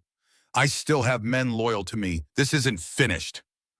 As if summoned by his words, heavy footsteps approached. Victoria's pistol wavered uncertainly between her brother and the door. The door swung open to reveal the man Rebecca had seen arrive earlier. Blackjack, his weathered face impassive, hand resting on the holstered pistol at his hip. Behind him stood two more men, clearly hired guns. "Mr. Harrington," Blackjack drawled, "everything all right in here? Heard a shot." Victor's confidence returned with the arrival of his mercenaries. Perfect timing. Mr. Colton was just about to sign some papers transferring his interest in the ranch, for his daughter's sake. Rebecca tensed, the derringer small and inadequate against three professional gunmen. Matthew shifted subtly, placing himself between her and the new threat. "That won't be happening," came another voice from the hallway. Mason appeared, accompanied by two ranch hands and an older man in a black frock coat and string tie, Judge Thompson. His florid face and substantial girth belied the sharp intelligence in his eyes as he surveyed the scene. "Well, well," the judge drawled. "Quite the welcome committee, Colton." His gaze fixed on Blackjack.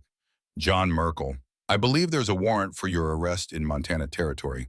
Murder, if memory serves." Blackjack's hand froze over his pistol. The judge's identification of him by his real name clearly unsettled the gunman. "Judge," Matthew nodded respectfully, "thank you for coming on short notice." Thompson's gaze traveled from the weapons to the disheveled study. "I see I'm not a moment too soon. Mason briefed me on the situation." "You have evidence?" Matthew moved to the desk, retrieving a leather portfolio from a drawer. Eleanor's true will, properly witnessed and notarized, along with proof of Victor's attempts to gain control of the North Pasture through fraud. And this, he indicated a separate document, the doctor's sworn statement regarding Victor's interference in Eleanor's treatment. The judge accepted the documents, reviewing them with practiced efficiency. "These appear in order. Miss Colton was thorough." "This is absurd," Victor blustered, though his confidence was clearly shaken. "A will mysteriously appearing after 2 years?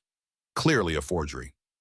"The notary's seal is authentic," Judge Thompson countered, holding the document to the light, "as is Eleanor Colton's signature, which I knew well. She served on the Territorial Library Board with my late wife." He turned to Victor, his affable expression hardening. "Mr. Harrington, based on these documents and Mason's sworn statement, I am invalidating the guardianship order previously issued. Furthermore, I'm initiating an investigation into fraudulent practices regarding the will you previously submitted, and possible criminal charges related to Mrs. Colton's death." Victor's face drained of color. "You can't." "I can and have," Thompson interrupted. "As acting territorial judge, my ruling stands until formal proceedings, which, I should warn you, will likely result in criminal charges." He turned to Blackjack and his men. "As for you gentlemen, I suggest you ride out immediately. The territorial marshal arrives tomorrow, and he'd be very interested in your presence here." Blackjack exchanged glances with his companions, then nodded curtly. Self-preservation clearly outweighed whatever Victor had paid him. "We were just leaving." The judge turned back to Matthew. "Colton, as Eleanor's true will indicates, guardianship of Sarah and management of the Colton estate returns to you immediately. Any contracts or agreements signed by Mr. Harrington during his period as executor are subject to review and potential nullification." The judge glanced at his pocket watch. "Now I suggest Mr. and Miss Harrington gather their belongings. My deputy will escort them to town for formal statements."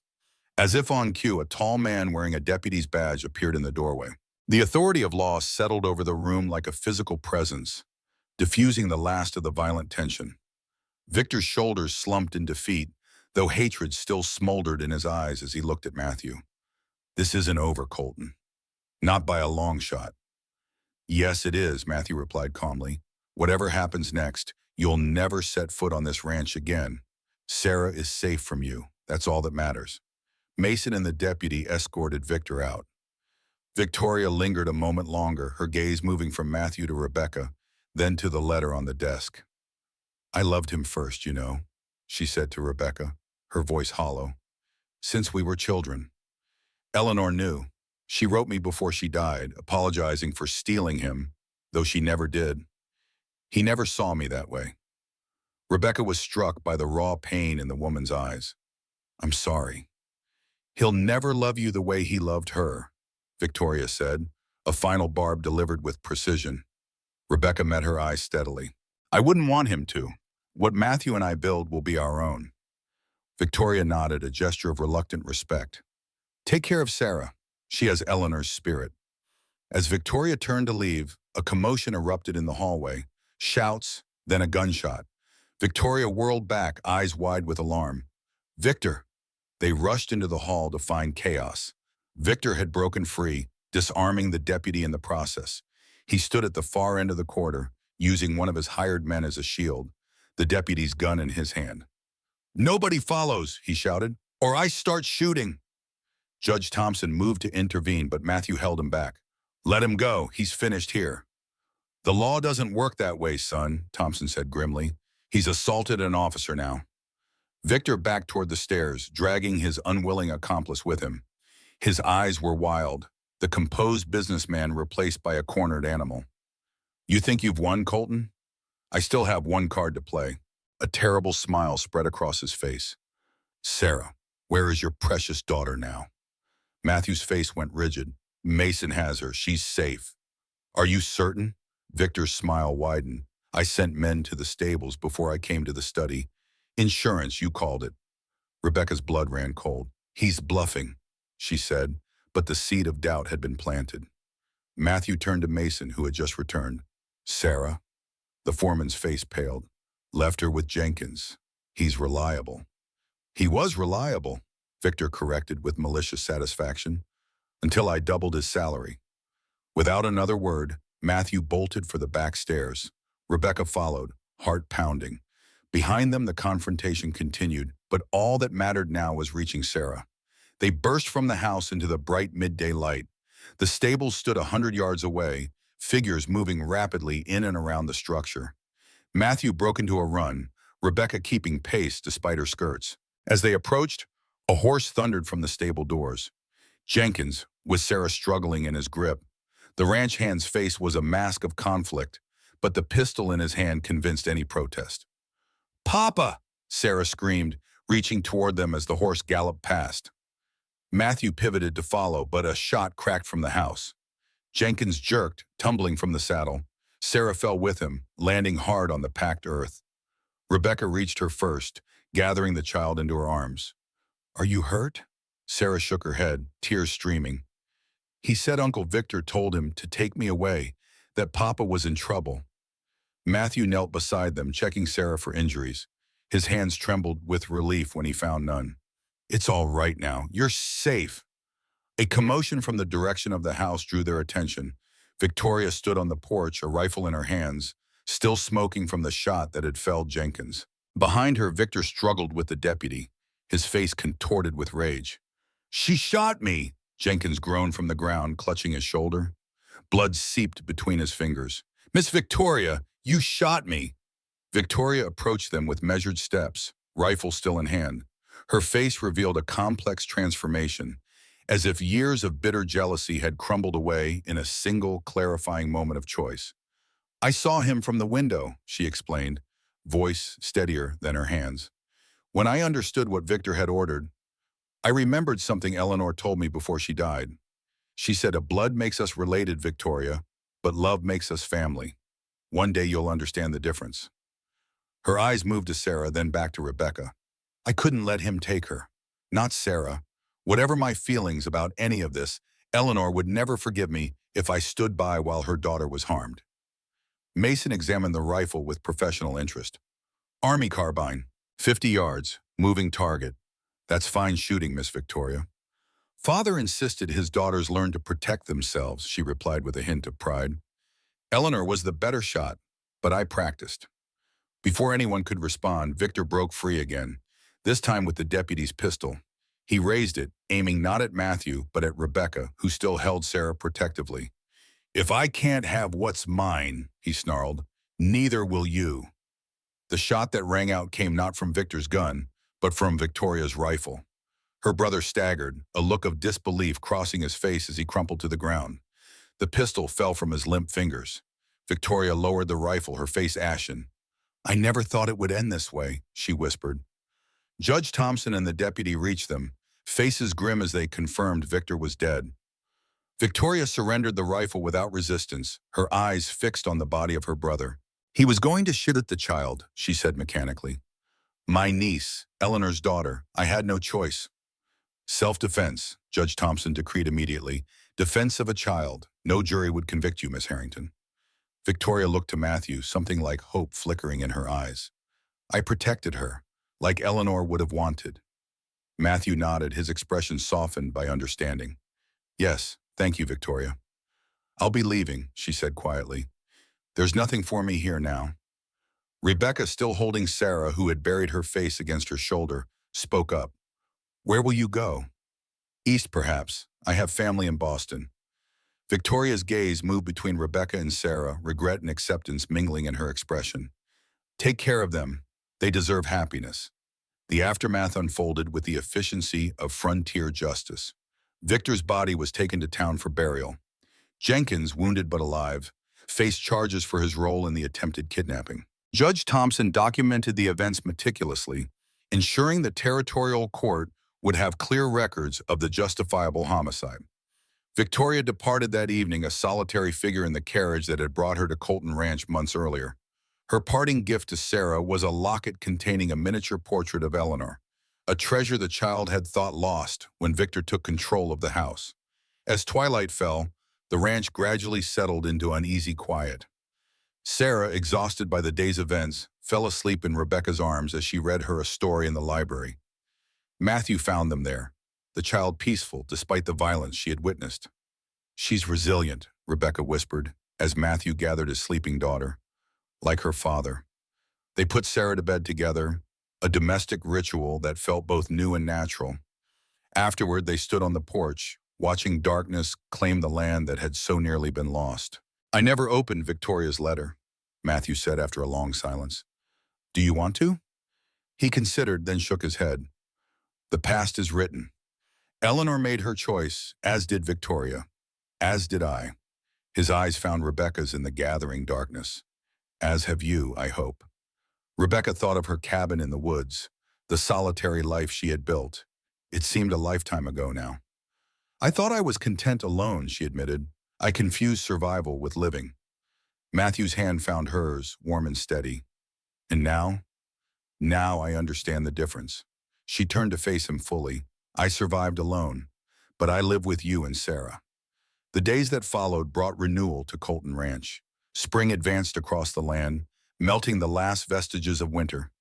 Matthew, with Mason's help, reorganized the ranch operations, reversing Victor's destructive decisions. The burned barn was rebuilt, larger and sturdier than before. The silver deposits in the north pasture remained untouched for now, a resource for Sarah's future, not an immediate temptation. Rebecca found her place gradually, neither assuming Eleanor's role nor remaining a guest. She started a small school for the ranch hands' children and others from neighboring properties. 3 times weekly, they gathered in a converted storeroom, learning reading, mathematics, and history from the former schoolteacher who had found her calling again. Sarah flourished under their joint care, her natural brightness shining through the trauma of Victor's actions. She spent mornings with Rebecca at the school, afternoons with Matthew learning the ranch business, and evenings with both, forming the bonds of a new family without forgetting the mother she had lost. Judge Thompson, true to his word, expedited the legal proceedings through Wyoming's newly established Territorial Circuit Court. Under the Organic Act of 1868, the court had jurisdiction over both civil inheritance matters and criminal fraud cases. The 3-judge panel took just 9 days to validate Eleanor's true will, citing the unimpeachable testimony of both the notary and Dr. Harmon. They invoked the common law doctrine of fraud vitiates all to nullify every contract Victor had signed during his fraudulent executorship. The criminal charges, attempted murder, kidnapping, and inheritance fraud, would have resulted in hanging under Wyoming's strict frontier justice system. Victor's death rendered these moot, but the court records preserved the evidence for history's judgment. Victoria faced accessory charges, but was fully exonerated after testimony from Matthew himself regarding her intervention. She liquidated her small inheritance and settled in Boston, her monthly letters to Sarah gradually mending the relationship fractured by her brother's actions. Under Wyoming's property laws, Sarah's inheritance remained protected in a court-supervised trust until her 21st birthday, with Matthew and Rebecca as legal guardians and Mason appointed as independent financial overseer. One evening in April, as sunset painted the western sky in shades of gold and crimson, Matthew found Rebecca in Eleanor's garden, replanting the yellow roses Sarah had mentioned. For continuity, she explained, seeing his questioning look. Some traditions should endure. Matthew knelt beside her, heedless of his good trousers against the damp earth. I've been thinking about traditions, he began, uncharacteristically hesitant, and new beginnings. Rebecca stilled her hands, something in his tone alerting her to the significance of the moment. Rebecca Adams, Matthew said quietly, I know we've only known each other a few months. In some ways, that seems too brief for what I'm about to ask. In others, it feels like I've known you all my life. From his pocket, he withdrew a small box. Inside lay a ring. Not Eleanor's, but new. A simple gold band set with a single pearl. I'm not asking you to replace what I lost, he continued, his voice steady with conviction, but to build something new. With me. With Sarah. Would you do me the honor of becoming my wife? Rebecca looked at the ring, then at the man offering it. The question wasn't unexpected, yet it still took her breath away. Not from uncertainty, but from the rightness of it. Yes, she answered simply. Yes to all of it. The wedding took place on the first day of May, beneath the oak tree by Eleanor's beloved creek. The apple orchard she had planted provided a backdrop of delicate white blossoms, their fragrance carried on the gentle spring breeze. Rebecca wore a simple dress of ivory silk, not Eleanor's, but commissioned from the dressmaker in town. Her auburn hair was adorned with wildflowers gathered by Sarah that morning. Matthew waited beneath the oak, tall and solemn in his black suit, Mason standing proudly as his best man. The ceremony followed the traditional Wyoming frontier wedding customs of the 1880s, brief, heartfelt, and binding. Judge Thompson presided, lending legal weight to the spiritual covenant. Ranch hands and their families gathered in their Sunday best, alongside neighbors from miles around. Mrs. Guthrie wept openly, declaring it the happiest day since Sarah's birth. When Matthew slid the pearl ring onto Rebecca's finger, he whispered words meant only for her. Not a replacement, a new beginning. Rebecca's heart swelled with a happiness she had thought forever beyond her reach. When the judge pronounced them husband and wife, Matthew kissed her with a tenderness that promised decades of partnership ahead. Sarah rushed forward the moment the kiss ended, wrapping her arms around them both. We're a real family now, she declared with absolute certainty. The celebration lasted well into evening. Lanterns illuminated the yard as fiddle music and laughter filled the spring air. Rebecca danced with her new husband, then with Mason, then watched with misty eyes as Matthew waltzed with Sarah standing on his boots. The seasons turned to years, and years to decades. Rebecca and Matthew watched their family grow as their ranch prospered. They weathered the devastating blizzard of '88 together, when Rebecca's wilderness survival skills saved half their cattle while neighboring ranches lost everything.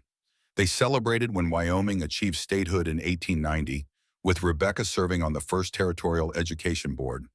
When the railroad finally reached their county in 1801, Matthew negotiated rights of way that ensured the Colton Ranch would thrive in the new century. Through it all, Sarah grew into the spitting image of Eleanor in appearance, but with Rebecca's quiet strength. Later, as twilight deepened into night, Rebecca found herself alone for a moment on the porch, gazing at the stars emerging above the distant mountains. The same stars she had watched from her cabin, but somehow different now. Brighter, more hopeful. A presence beside her, Matthew, offering a shawl against the evening chill. Happy? He asked simply. More than I thought possible, she answered truthfully. Though part of me still expects to wake up and find myself back in that cabin, alone with the wolves. Matthew's arms circled her waist, drawing her against his solid warmth. The wolves brought us together, he reminded her. Perhaps they were messengers rather than threats. Rebecca considered this. A strange kind of blessing. Life often works that way. Matthew gazed toward the mountains, his profile strong in the fading light. Eleanor used to say God writes straight with crooked lines. As if the mention of her name had conjured her presence, Sarah appeared in the doorway holding an envelope. Mrs. Guthrie found this when cleaning Eleanor's desk, she said, offering it to Matthew. It has your name on it, Papa, and today's date. Matthew accepted it with a puzzled frown. The yellowed envelope bore his name in Eleanor's elegant script, and beneath it the inscription, "To be opened on your wedding day, should you find love again." With gentle fingers, he broke the seal and unfolded a single sheet of paper. As he read, tears gathered in his eyes. Without a word, he passed the letter to Rebecca. "My dearest Matthew, if you are reading this, then my prayers have been answered. You have found love again, and Sarah has found motherly care. I write this knowing my time grows short, but filled with hope for your future. To your new bride, I offer my blessing and gratitude. Thank you for bringing joy back to the man I love and the daughter who carries my heart. Love them both fiercely and completely, as I know you must if Matthew has chosen you. To Matthew, remember that loving again diminishes nothing of what we shared. Our chapter was beautiful, but your story continues. Honor our past by embracing your future. To Sarah, who I pray is old enough now to understand these words, I live on in your smile, your courage, your kindness. Allow yourself to love and be loved. This is my greatest wish for you." With eternal affection, Eleanor Rebecca folded the letter carefully, her own eyes misting. She was a remarkable woman. "Yes," Matthew agreed softly, "as are you." Sarah slipped between them, taking each of their hands in hers. Together they stood in the deepening twilight, three lives woven into a new pattern by circumstance, choice, and perhaps a touch of providence. Years later, a much older Thomas Wilson, once Matthew Colton, would sit on his porch and remember that wedding day. Remember how Rebecca had transformed from the desperate woman in a lonely cabin to the heart of Colton Ranch. How Sarah had grown under their joint care into a strong, compassionate woman who now ran the ranch's operations with her husband. At 70, Thomas could look across the valley and see Rebecca's legacy everywhere. The brick schoolhouse bearing her name stood on land she had donated, where 3 generations of ranch children had learned their letters. The Adams method of winter cattle management, her innovation combining native grasses with strategic shelter placement, had become standard practice throughout Wyoming. In the Colton Ranch ledgers, still kept in her meticulous handwriting until her final year, she had transformed a cattle operation into a diversified enterprise that sustained 40 families. He recalled their children, 2 sons and a daughter, born in the years after Sarah, all carrying Rebecca's auburn hair and determination. How fiercely Rebecca had insisted they learn both ranching and academics, creating what the governor once called the most educated cattle dynasty in the territory. Their middle son now served in the state legislature, their daughter ran the county medical clinic, and their eldest son managed the ranch's expanding operations alongside Sarah. Rebecca's passing had come peacefully 5 years ago in their shared bed, surrounded by children and grandchildren, her hand firmly clasped in his until the very end. Her final whispered words still warmed his heart. "Best decision I ever made, opening that door." Perhaps her most enduring legacy was the Adams Colton Scholarship, sending one promising student from the county to college each year, giving opportunities she herself had never had. "Grandpa, tell us about the wolves again," young Rebecca urged, her auburn hair, so like her grandmother's, catching the evening light. At 10, she already showed the same quiet determination that had defined her namesake. Beside her, 12-year-old James practiced knots with weathered hands that belied his age. Did Grandma really shoot that outlaw trying to steal her horse? "She did," Thomas chuckled, the pearl ring warm in his palm as he held it up to catch the lamplight. "Your grandmother never fired a shot unless absolutely necessary, but when she did," he whistled softly, "she never missed." Sarah, now in her 50s and the formidable matriarch of Colton Ranch, sat in the rocker opposite her father's. "You always leave out the part where Mother organized that first teachers' association and faced down the county commissioners," she chided gently. "The shooting stories are exciting, but her real courage was in standing up for what mattered." "Your mother had many kinds of courage," Thomas agreed. "That's why this ranch still stands when so many others failed." Little Rebecca placed her small hand over his gnarled one. "I'm going to be a teacher like Grandma," she declared with certainty. "And I'll run the ranch with Aunt Sarah," James added. Thomas smiled, recognizing in their confident plans the best of both Rebecca and himself. Ambition tempered by service, strength guided by compassion. Thomas smiled, his eyes crinkling at corners weathered by decades of Wyoming sun and wind. Well, it was the worst winter anyone could remember. Wolves were howling outside her cabin door. Later that night, as the household settled into sleep, Thomas sat alone on the porch, watching stars emerge over the mountains, the same view he and Rebecca had shared countless evenings. He still felt her absence keenly, but tonight, hearing the children's plans and seeing Sarah's steady leadership, that grief was balanced by profound gratitude. The pearl ring, Rebecca's wedding band, hung from a chain around his neck, warm against his heart. He'd worn it there since her passing. Touching it gently, he smiled at a memory of her final words to him. "Don't waste time missing me, Matthew. There's too much living left for you to do." From the distant hills came the faint howl of wolves, descendants perhaps of those that had driven them together all those decades ago. Thomas listened, not with fear, but appreciation. Life moved in cycles, challenges becoming blessings, endings making way for new beginnings. Tomorrow, the ranch would host the county fair on Colton land, a tradition Rebecca had started 30 years ago. The schoolhouse would welcome new students for the fall term. The Adams-Colton Scholarship Committee would select this year's recipient, and Thomas would be there for all of it, carrying forward the legacy they had built together. The Colton Ranch and its people had weathered storms, both literal and figurative, across 4 decades. They had learned what Rebecca understood that first night, that sometimes salvation comes disguised as danger, that strength often emerges from vulnerability, and that family is built not only through blood, but through brave choices made day after day. Outside, spring wind whispered through pines planted by Rebecca's hand. Inside the grand house she had made into a true home, the memories and values of 3 generations stood as testament to the enduring power of opening one door on a winter night and all the doors that followed.